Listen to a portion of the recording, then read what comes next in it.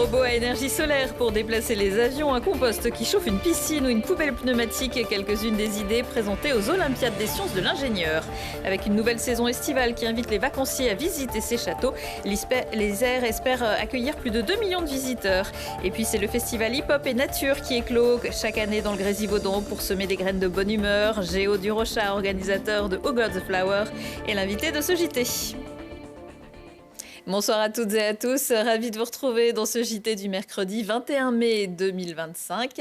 Du lundi au vendredi à partir de 18h, l'essentiel de l'actualité du Grand Grenoble.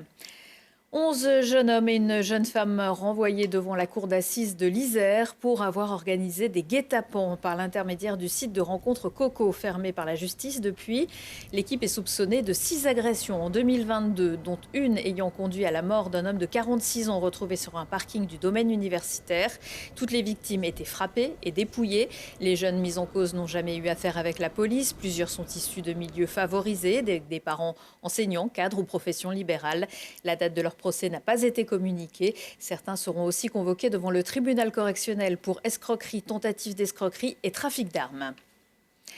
Ingénieur, un métier qui fait rêver. C'est avec cette idée qu'ont été lancées il y a quelques années les Olympiades des sciences de l'ingénieur en direction des lycéens. Chaque année, Grenoble accueille la finale académique des Géo Trouve Tout avec un bel encouragement vers les filles alors que la ministre de l'Éducation nationale, Elisabeth Borne, vient de lancer un plan avec pour but d'atteindre 30% de filles en classe prépa scientifique en 2030. Voyez le reportage de Gaëtan Loiseau.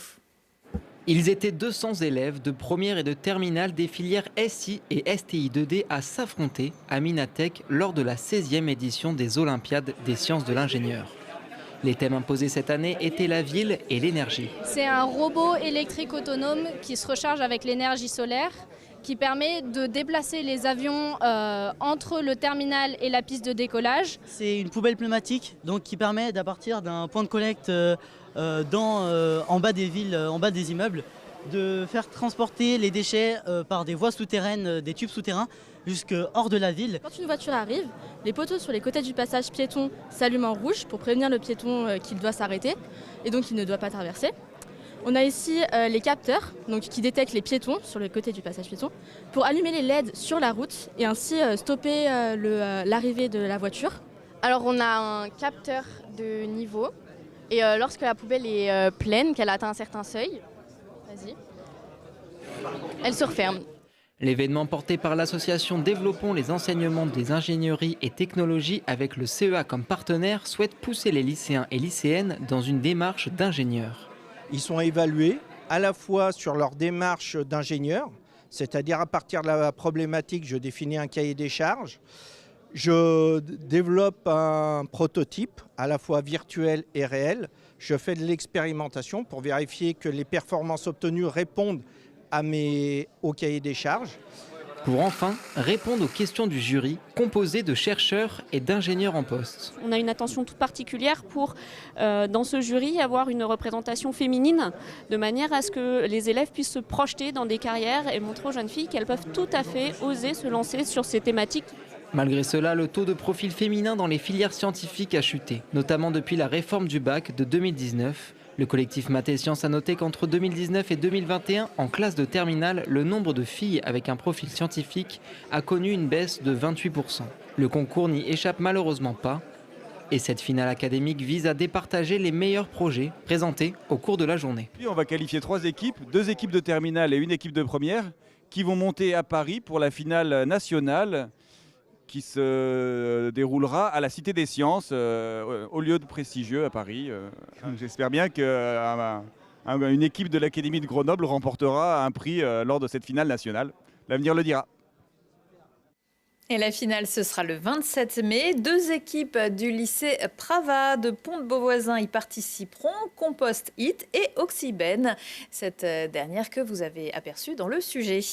Une info assez dingue, on croyait certaines maladies réservées aux zones tropicales, mais depuis l'arrivée du moustique tigre en 2012 en France, les cas sont de plus en plus nombreux. Selon l'Agence régionale de santé, 8 cas de dengue ont déjà été enregistrés depuis le début de l'année en Isère, 8 également de chikungunya. Même s'il s'agit de cas importés, les moustiques tigres se sont établis auprès des 3/4 de la population iséroise. En attendant que des lycéens trouvent une solution miracle pour les éradiquer, l'ARS recommande d'éviter les accumulations d'eau en vidant régulièrement les coupelles ou encore les regards. La métropole et le syndicat mixte des mobilités de l'aire grenobloise lèvent le pied sur les aides à l'achat des vélos. Lancé fin 2023 et prévu pour durer jusqu'en septembre 2026, le dispositif a été victime de son succès et l'enveloppe est déjà dépensée. Plus de 5 000 particuliers dont le revenu fiscal ne dépassait pas 23 000 € ont ainsi pu s'équiper en 2 roues, essentiellement en VAE chez les vélocistes partenaires. La collectivité annonce qu'elle va changer de braquet pour essayer de relancer le dispositif avant la fin de l'année. C'est la vie de château. Isère Attractivité, l'agence de promotion touristique du département, lance sa nouvelle saison estivale. Cette année sur le thème des châteaux. Et c'est l'un des plus beaux d'entre eux, le château du Touvet et ses fameux escaliers d'eau qui dominent la vallée du Grésivaudan, qui a été choisi pour cette présentation. Mais ce n'est évidemment pas le seul. Le département compte environ 800 sites fortifiés et châteaux, souvent au milieu d'une nature et d'un terroir qui gagnent à être connus. Et l'avantage en cas de canicule, c'est qu'il y fait frais. La feuille de route, j'allais dire qu'elle est un peu toujours la même, mais cette année avec un axe un peu particulier autour du patrimoine et des châteaux, en Isère. On souhaite en Isère toujours avoir une saison estivale autour de la culture, autour de la nature, autour des sports de plein air. L'année dernière, en 2024, on a eu 2 millions de visiteurs, 10 millions de nuitées touristiques. On a une activité estivale qui représente environ 45% du total de l'année de la saison touristique. Donc c'est important. Il y a du beau temps, il y a des rivières, il y a des cascades, il y a des via ferrata, il y a des festivals, il y a des activités sportives, des trails, des courses internationales comme le Tour de France et cette année la Vuelta. Donc nous pensons faire encore une très belle saison en Isère cette année pour l'été 2025. Le séjour moyen des visiteurs l'été dernier était de 4 jours. Ils viennent en majorité de la région Auvergne-Rhône-Alpes. Ce dimanche, ce sera la fête des mères, l'un des temps forts pour les fleuristes, mais le bouquet, ce sera aussi la semaine prochaine à Pontcharrat, avec le festival Who Got the Flower, qui s'apprête à fêter ses 10 ans. Le directeur de l'association organisatrice Nextape est avec nous pour nous en parler. Bonsoir Géo Durochat. Alors, ça fait 10 ans, je peux me permettre de vous reposer la question qu'on vous posait il y a 10 ans, mais ça veut dire quoi, Who Got the Flower? Alors, Who Got the Flower, ça vient de l'expression Who Got the Flava dans la culture hip-hop, c'est qui est-ce qui a du style, qu'est-ce qui est cool dans les cyphers, donc les espaces d'échange. Et du coup, nous, on l'a un peu switché avec Flower, parce qu'on avait déjà une réputation, avant de lancer le festival avec notre groupe, d'être un peu des fleuristes. On vient de la campagne, on n'est pas d'une grande ville. Donc voilà, on s'amusait avec ça, Who Got the Flower, Who Got the Flava, et ça a créé le festival. Mais alors, qui a le Flower? Qui a la fleur? Il faut venir chaque année au festival pour savoir qui va gagner les différentes compétitions, parce qu'il y a plusieurs compétitions.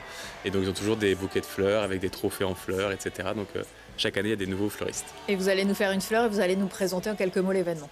Oh, très bien, avec plaisir. Donc c'est 3 jours de festival. Il y a vraiment 2 espaces en intérieur où c'est payant et c'est déjà complet. Et en extérieur où il y a un grand village hip-hop. On a créé ce village du fait qu'on était complet rapidement. Donc en extérieur, on va avoir des food trucks, des barbershops, des tatoueurs. Enfin, il y a vraiment une ville hip-hop avec des conférences, des compétitions, des after-parties, des démos de skate. Voilà, il se passe plein de choses pendant 3 jours. Et en intérieur, Et c'est pas réservé aux fans de hip-hop? Ah non, c'est vraiment le grand public au sens large, petits, plus anciens, voisins venant de loin. C'est pour ça aussi que vous tenez à rester à Pontcharrat. Tout à fait, tout le monde est le bienvenu et nous on veut mettre en valeur notre territoire, notre vallée, nos montagnes, ce qu'on fait de mieux chez nous. Donc on emmène vraiment, il y a la terre entière qui vient, et donc on a des étrangers comme des voisins du Touvet par exemple. C'est une ambiance très particulière de tous les âges, hein, vous le disiez. Oui, tout à fait. Il y a vraiment, nous, on prône vraiment la rencontre, le partage et le having fun, qui est un des éléments de la culture hip-hop.